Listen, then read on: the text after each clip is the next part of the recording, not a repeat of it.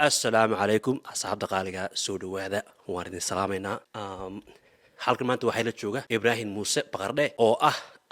mid ka mid ah dhalinyartii ka soo baxday dugsiga Abaarso isla markaana muddooyinkii u dambeeyay joogay wadankan Mareykanka oo waxbarasho ugu jiray imikana degan magaalada Columbus oo aan wada joogno marka Ibrahim dee soo dhawow bal waanu maanta aad baan u xiiseynaa inaad xakan nagula qaato waqtiga qaaliga oo aad asxaabta dee bal la fadhiisato sheekadaada la wadaagto meelaad baad u mahadsan tahay cabdiraxmaan aar aad iyo aad baan kuu salaamayaa inaad barnaamijkan maanta aynu igu soo casuuntay marka hore waan salaamaya asxaabtii daawadayaasha programka ku xidhan aad baan idin salaamaya dhammaantiin sida cabdi aar idin sheegay magacaygu waa Ibrahim Muuse Baqardhe oo naanaysteedaasaan ku magac dheerahay dhammaantiin aad baan idin salaamayaa waxaan ahay anigu ardayda ugu horreysay actually Abaarso jiilkii ugu horreeyaan ahay marka in badan baan imika kan jooga waxbarashada ka dhameeyay imikana halkan baan deganahay marka aad baan idin salaamayaa su-aalo iga weydiinaya barnaamijkan maanta duubana cabdi aar ya cabdi aar waa soo dhawaanaysaa hawshana waa inoo bilaabaysaa wixii su-aal aad gahaysay programkan insha allah waynu ka jawaabaynaa okay صح إبراهيم كل إبراهيم ده كهر إنتينا برنامج كني واحد لقيه بقى أصحابته إني كوليج على استاني وحكايرو كذا هذيك نلش هذه هراء يو سيديات كتمي مرايكن كيو مرايكن كهر مركبل إنه ده واحد إنه سكوبرنا يدوس يا بارسو مركي يقول رسن كوارك واحد دوس يا بارسو واحد الجلاس كنا قدام بيجي مركا نيو ده بل كورن حكيت بارسو كسوق الشيء Mareykan kaseed ku tibaltaas tusha nooga yara maro niirno gaarsi cabdi waa su'aal aad iyo aad u fiican waa taariikh yar iska kooban weeyaan doonayna inaan dul taago aan horta nin heer Burco baan ahay waxaan dugsigayga hoose ka qalin jebiyay dugsiga Smart School oo ku yaala Burco la wada garanaya caana markaan Smart dhimay grade 8kii waxaan tagay Abaarso School oo isaguna moogtay school caana aynu garanayno Hargeysa 15 kilomitir ka xiga galbeedka iskuulkaas aan dhiganayay muddo adigu ilaa 3 sano 2011kii baan galay waxaan ka baxay 2015kii bilowgiisii anigoo aan dhammayno sanadii harsan yahay ayaan tagay wadanka Costa Rica halkaas oo aan iskuul 2 sano ah oo la dhaho UWC ama United World College Costa Rica oo iskuul caalami ah oo waxa weeye ardayda caalamka oo uga timaado ayaan tagay halkaana 2 sano ku qaatay oo waxa weeye aan iskuulka ku dhameeyay sanadkii 2016kii dhamaadkiisii ayaan haddana jaamacad Mareykanka ku taalo la dhaho Connecticut College oo ku taalo East Coast-ga ama waxa weeyaan coast-ka bariga Mareykanka laga soo qabalay tiiban 2016kii imi tiiban 4 sano dhiganayay aan ka qaatay waxa weeye bachelor economics and international relations tiiban dhameeyay okay wala ka dhaxlo shaqadu waa asxaabtu way tawaqay marka saas dib gelisay taariikhda iyo dhan waxaad tiri markaad Abaarso ka soo baxaysay UWC College ayaad gashay UWC College ma waxa aad waa maxay UWC College wax nooga yartaa that's a great question we in badan aynu ka hadli karnaa programkan ku hadli doonaa insha Allah UWC baa loo soo gaabiyay oo United World College waa iskuul caalami ah oo waxa weeye 18 iskuul oo ku kala yaala 18 dal Afrika ku leeyihiin Soomaaliya Afrika waxay ku leeyihiin wadanka Tanzania iskuul bay ku leeyihiin wadanka Iswatina la dhahay Swaziland soo bedelay Swaziland originally waa ku leeyihiin school Mareykanka mid bay ku yaalaan New Mexico Norway bay ku leeyihiin Costa Rica ku leeyihiin marka waa program ballaaran oo wadamo kala duwan ku yaala waxay sameeyaan waxa weeye wadan kasta sanad kasta arday bay ka soo aqbalaan ardayda sida looga aqbalaana waxa jirta waxa la dhaho national committee oo waxa weeye dal kasta waxa jira dad representative ama matala iskuulada u jooga tusaalahan Somaliland actually markii ugu horeysay ee programka ay ka soo qaateen qof waxay markii aniga aan tagnay iyo 3 arday oo kale iskuulo kala tagay markaas waxa la aasaasay waxa la dhaho Somaliland National Committee taasoo ah ta programkan ardayda rangareysa ama waxa weeye ardayda u geysa imtixaanka qaada siyada saxda hadhowna waxa weeye dad doorata si iskuulada ugu dirto labadii sano ugu dambeeyna programka aniga chairka ahaa ama ana u madaxweynaha guddi baan ahay 7 qof waxa weeye imtixaanka ayaanu qaadnaa sanad kasta ilaa bisha koobaad dhamaadkeeda oo imika actually soo socda imtixaankan ardayda ka qaadnaa ardayda iskuulka aanu rabno inaan u dirno aanu ka helno scholarship ama aan deeq waxbarasho ka helay ayaan u dirnaa sidaas aanu sanad ku shaqeynaa insha Allah okay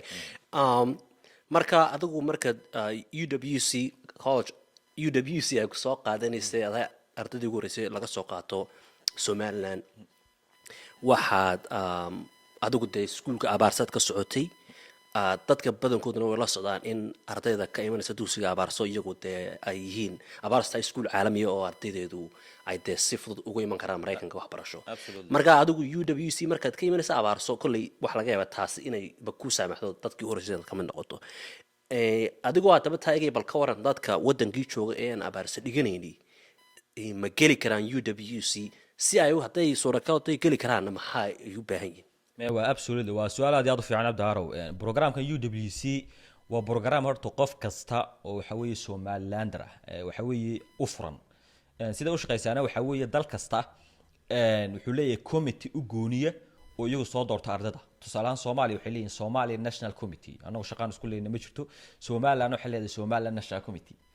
Ethiopia National Committee mid bay leedahay marka shuruudda koowaad waxa weeye qofku inuu Somalilander yahay ama Somaliland degan yahay qofku uu haysan karaa baasaboor kale oo laga yaabo inuu baasaboor Soomaaliya haysto ama baasaboor Ethiopian haysto ardada aanu fursada siinana waa ardada dalka degan oo mar rabno qof Somalilander oo dibadda jooga oo diaspora intuu dalka yimaado fursadii ka qaato ardadii taas waa shuruudda koowaad shuruudda labaad waxa weeye inuu ardayga high school uu ku jiro oo galaaska saddexaad ku jiro ama classka waxa weeye tobnaad ku jiro oo arday baan rabnaa da'dooda u dhaxayso marka form 2 iyo form 3 form 2 iyo form 3 iyo form 4 kana waanu qaadanaa haddii uu weli ku jiro ujeedada ka dambaysan waxaan rabnaa arday da'dooda u dhaxayso 18 ilaa 19 haddii ugu weynaado criteriadan iyo da'dana anagu maanan sameyn ee iskuulada rabay in ardaydan qaataan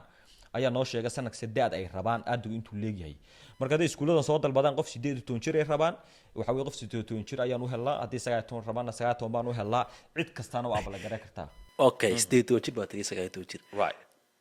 qofka wadankii jooga waxa laga yaabaa inay jiraan rag badan oo dhowr iyo 20 jiro right sheegta 18 jiro right nimankaas daba ka waran maxaa lagu ogaan karaa haddii ayba sheegtaan ya waa su'aal fiican oo tee Soomaalidiina hadii jeer waxa weeye dadku ma haystaan record ama birth certificate ma haystaan anagu ku cadayno ardaygu da'du yahay marka saddex mid baan isticmaalaa inaan qofku ogaano inuu da'dii loogu talagalay yahay ama u dhow yahayba oo qasab ah in qofku 19 ama 18 uu noqdo laakiin inuu ku dhow yahay ma ogtahay oo qof 26 jir hadaan iskuulka u dirno waa libak imaanaysa marka waxaanu sameeynaa waxa weeye ardaygii goortu high school ka qalin jibiyay ama inuu high school ku jiro horta waa muhiim inuu high school ku jiro oo sanadkii ugu dambeeyay ee 12aad ugu yaraan ku jiro taas waa mid talabaadna waxa weeye waxaan isticmaalaa ardaygii ma ogtahay marka imtixaan ka qaadano physicalitygiisa iyo qudhiisa ma ogtahay jirahaneedna uu eegana waan arkanaa to hadii waxa weeye 30 jir soo fadhiisto saan ahna waxa weeye adigu waad ka yar habsaantay programkan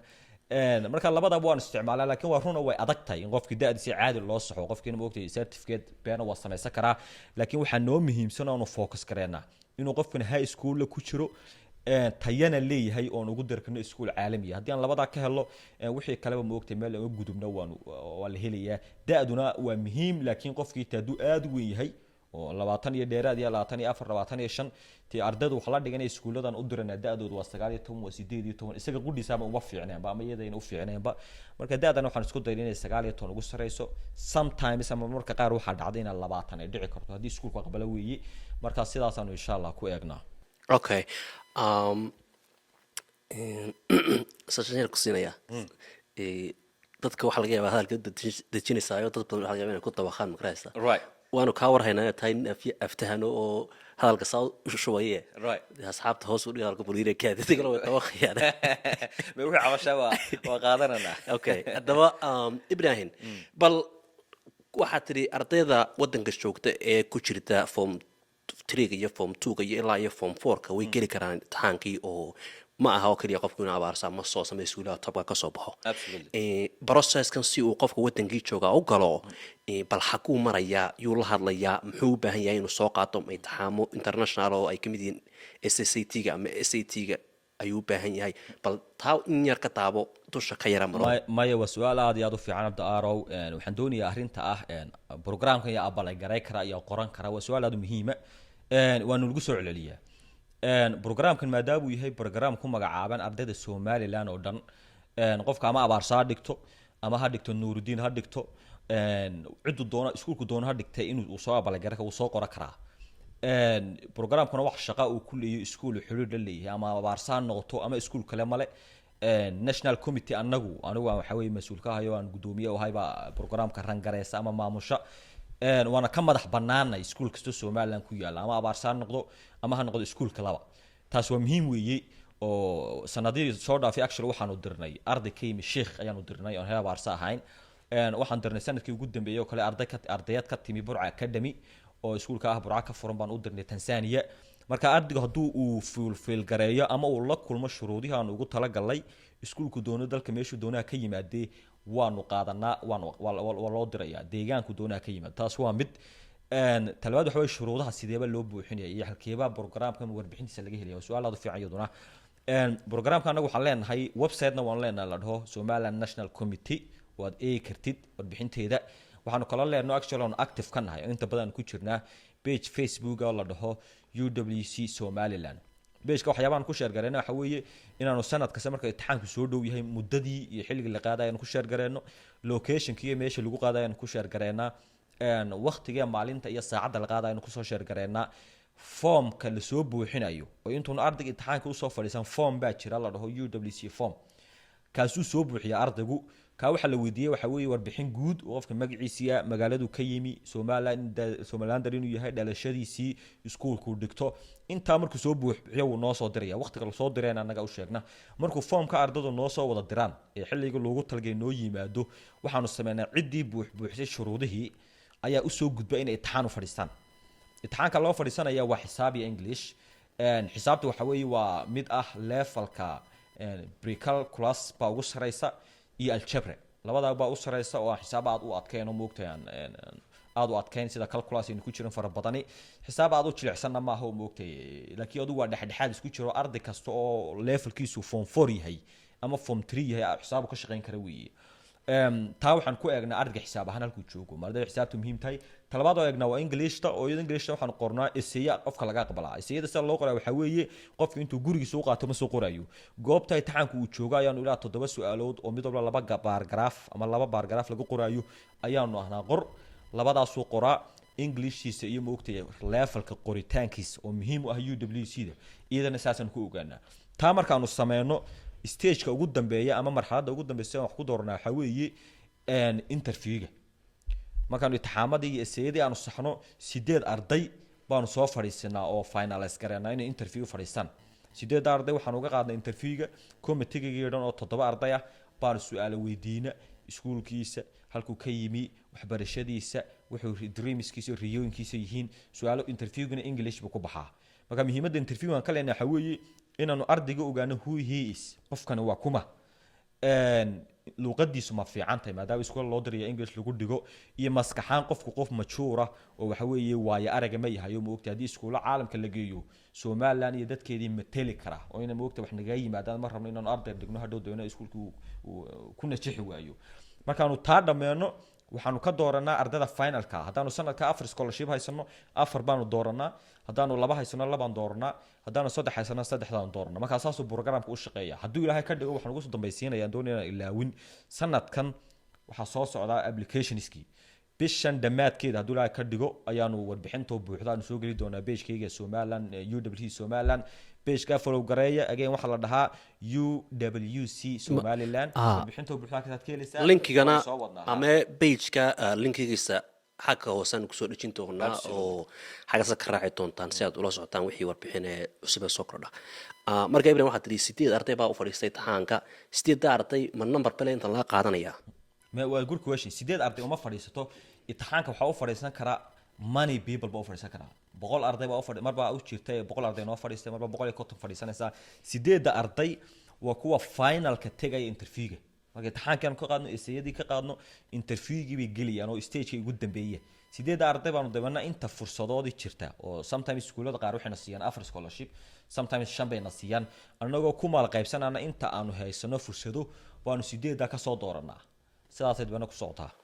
ardayda bal okay let's say processkii ardaygii uu maray 8 arday 5 arday baa laga soo xushay 5 arday waa maxay processka hadhow marayaan bal wax nooga yara taataabo meeba su'aal fiican waxa weeye programka waxa weeye saan u shaqeeyo waxa weeye horta waxaanu diraanay for the last 4 to 5 years ba ardaydu diraanay ardayda heer Somaliland aan dirnay iskuulo kala duwan ama ha noqoto Costa Rica ama ha noqoto China ama ha noqoto waxa weeye dal kale aan u dirnay waa arday 30 sare u dhaafay ama ku dhadhow ardayga marka 8 aanu actually finalka keeno interview ka qaadno tusaale ahaan kaba soo qaadano afar dooranay afartaanu dooranay iskuullaanu haynaa waxaa laga yaabaa iskuullada sanadkaana siiyey scholarshipka ama deeqdan waxbarasho inay yihiin iskuul ku yaala Norway inay yihiin iskuul ku yaala China inay yihiin iskuul Mareykan ku yaala iyo iskuul ku yaala South Africa tusaale ahaan ama Tanzania iskuul kasta wuxuu leeyahay criteria iyo shuruudo gooniya oo in lala kulmay tahay marka anaga shuruudaha qadarinayna waxa laga yaabaa iskuulba ku weydiinayo ku oranaya sanadka anagu waxaan rabnaa inan waxa laga yaabaa iskuulna ku dhaho sanadkan inan baan rabnaa waayo waxa weeye boosaskii inamada ka buuxsamay waxa laga yaabaa in iskuul ku dhaho sanadka waxaan rabnaa qof da'diisu ay tahay 18 jir marka anaga shuruudaha iskuulka eegana ayaanu qof kasta iskuul anaga ku beegnaa qofkaas iskuulkaas aanu dirnaa qofka iskuulkaas aanu dirnaa tusaalahan sanadkii anigu iskuulkan ardayda ugu horeysay ku tagay baan ahaa 2014 dhamaadkiisii baan ku tagay iskuulada aniga leegi iskuulkan tagay waxa ahaa United World College Costa Rica sanadka waxa arday kala tagay Norway ardaygu Norway baan rabaa iyo Costa Rica rabaa ardayga kama imaanayso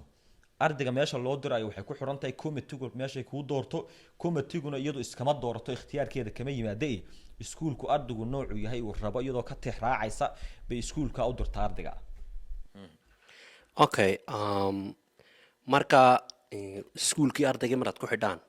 ardaygii iskuulkii baa ka caawiya processkii oo usoo dira I20 ama qofku wuxuu u baahan yahay embassy-gii iyo meeshuu wadanku tegayay iskuulka waxaa ka caawiya iyagu markaa ma gashaan hawsha ma su'aal fiican weeye marka interviewgii dhamaadaan arday soo dooranaan oo ardaydii actually afar ahaa kamid ah tusaale hadaan soo doorano stage-kii marxaladda dambe loo gudbayaa waan ardayga loo qabqaabiyo oo loo diyaariyo in iskuulkii tago marka programka waxaanu dhameynaa ama application-ka aanu ardada haynaa ilaa bisha 3aad waa dhamaad marka sanad dugsiyeedka bilaabmi doona bisha 7aad ama bisha 6aad dambe inuu ardaygu diyaar u noqdo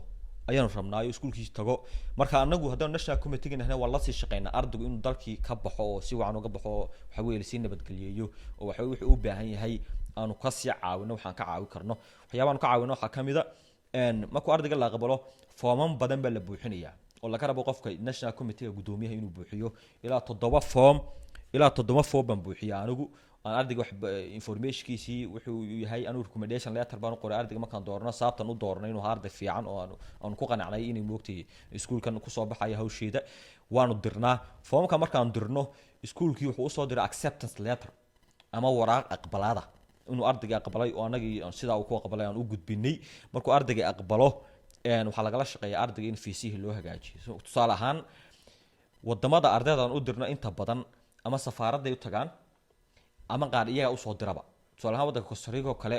hal safaarad buu ku leeyahay Africa oo dhan xilligii aniga ugu horeeyay ugu dambeysay oo South Africa ahaa maadaama marka ardayga heer Soomaaliland ay ku adagtay inuu South Africa tago oo South Africa fiisa u baahan yahay iskuulka waxaanu ka codsanay oo naga caawiyaan inay actually iyagu fiisa u soo dhameeyaan oo u soo diraan waan markaan ugaan tagayay fiisihii waxay igu soo diraan email waan sii print gareysay airport-kan la tagay waan tusay sidii baan ku galay Tanzania iyaduna si lamid ah fiisa ardayga waa u soo diraan وفيسيو إيميل بيكو سو ديري أنت حاجة وراك كو سو ديران إيربود كودا توسيسا يجون وجليا أرضي هدو ودمada qaari maana sida Mareykanka oo kale ama Yurub oo kale waxa qasab inuu safaaradii tago marka safaaradda tegitaankeeda safaaradda qarashka ka baxaya ardaygu isagu hawsha inuu qabsado waa arinta isaga u muhiim weeyo safaaradda qofka isaga tagaya waraaqihii iskuulkan ka soo qaadnay iyo tii laga aqbalay iyo kuwa anagu aan ku aqbalay oo dhan buu qaadanaya safaaraddu la tagaya wuxuu sharaxay in iskuulkan waxbarasho u tagayo intuu sano u joogayo waa 2 sano ah iyo sababtu u tagayo si wacan ugu qeexaya moogta inuu dalka u tagayo waxbarasho hadii jeerna way siiyaan oo wali arday aanu safaarad u dirnay looma soo diidin fiisa sanadka soo ardayga aan dirana fiisooda way helaan ama waxa weeye waa loo soo diray ama safaaradda ka helaan adigu hortaba waxaa tiri Costa Rica lagu diray tan dib ugu yar laabana adiga sheekadaadii Costa Rica markii lagu diray waxa ay maamulayna markii horeysay aad intaad ka baxda wadankii aad dabadiisa qabato kale Ethiopia waa tagtay laakiin wadan aan Ethiopia kale wax laga yaabaa Soomaaliya badan ku aragto marka wadan Spanish ka hadal luqad kale ku hadla arday kale oo aanad weliga arago meelo kala duwan oo dunida ka kala yimi ka waran bal sanadkii koowaad sanad waxaan jecay 2 sano oo joogay meesha bal nooga waran sanadkii koowaad say experience kaga waxyaabad ku aragtay ee ku la yaabka kaliya sanadkii labaad soo bal dadka u yara dul maro bal u yara عبدي هو سؤال في عن توحى اللي الصومالي حكومة مهلا نيمان دول ما دايا ماله وبرجان وقاعدين مع ماذا سرون تاي برجان لبقى عندك كتجاي أنا وحبرشاد وتجايان هاي سكول كبحي تما هاي نين موقت خبرات بدن كايس السعودية الدنيا إيو رباطات إيو أخرمها صردن وحنا حسوستها مركان ديار ذكر راعي هرجيسة Brazil anigoo maraya Rio de Janeiro ayaa ninkii Brazilianka ah oo Portuguese ku hadla anoo Portuguese kuma hadlo Englishna in yar baan ku hadli jiray barigaas oo timo badnayn ayuu Portuguese igu weydiiyey yellow fever buuga ay keen waa buugan tallaalada ah ee Afrikaanka laga rabo wadamada sub-Saharan Afrikada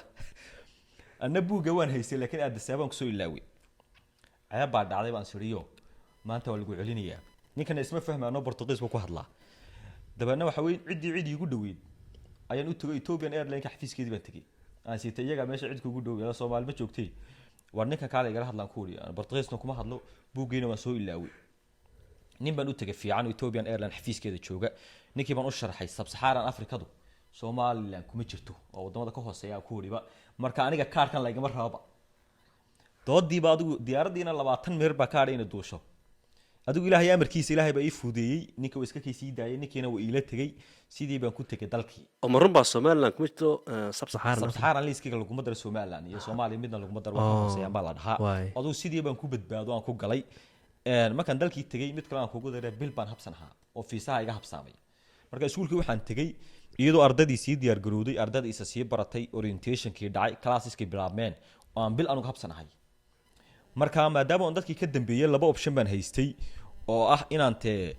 bisha iga tagtay waxa weeye ka fikiro dabana aan yara ka dambeeyay dadkii iyo inaan idhaaho war meesha nin walba waxa xamaalanaya ayaadna hawshaada galo isku qaad wax kasta marka wixii koobaad aan sameeyay waxay ahayd horta teamkii kubaddan galay soccer aan isaga ciyaari jiray waan galay student councilkii ama student government-ka ardadii matalaysa ardadii iskuulkana waa u tartamo waa la doortay taas sababta u sameeyay waxay ku saacidaysaa inaad ardadiina dhex gashid oo socially iyo moogtay academically ba dadkii u dhex gashid moogtay asbarataan waxaan qabto kale aan qaban jiray waxa kamid ahaa inaan qabto habeena la dhaho qof walba culture-kiisa iyo dhaqankiisa ka hadlayo marka annaga muwaadin weyn baan ahaayo calanka Soomaaliland waan iska sitay waan u sharaxay jamhuuriyadda dalka ku taal iyo waa dad badan may garanaan marka inaan u sharxay ahayd moogtay taana waa waxyaabaha iga caawiyay moogtay inay dadku xiiseeyaan sheekadan iyo story-gaas sheegaysa maadaama waxaan hore u maqlin ay tahay marka challenge-ga iyo caqabadaha badan ee kala kulmo waxa kamid ah dalku waxa weeye dal Spanish oo Latina luqada ku hadlaana waa Spanish marka waxay noqotay si kastoo English uga hadashid inaad luqadii meesha laga hadlay maadaama 2 sano joogaysid inaad baratid oo dadkii isfahankii iyo dhexgalkiiba moogtay waxyaabo badan ay ka caawinaysaa moogtay dana luqadiina waan isku taxallujinaan barto ma sha Allah in ugu filan waan bartay oo cuntadana si wacan baan ugu cuni karaa waxna waan turjumaa marka luqadiina sidii baan ku bartay waan sidii baan iskuulka ula qabsaday caqabadihiina ilaahay uga gudbiyo markaan dhowr bilood joogay waan iskala qabsaday marka arday kasta Soomaaliya oo dalka la taga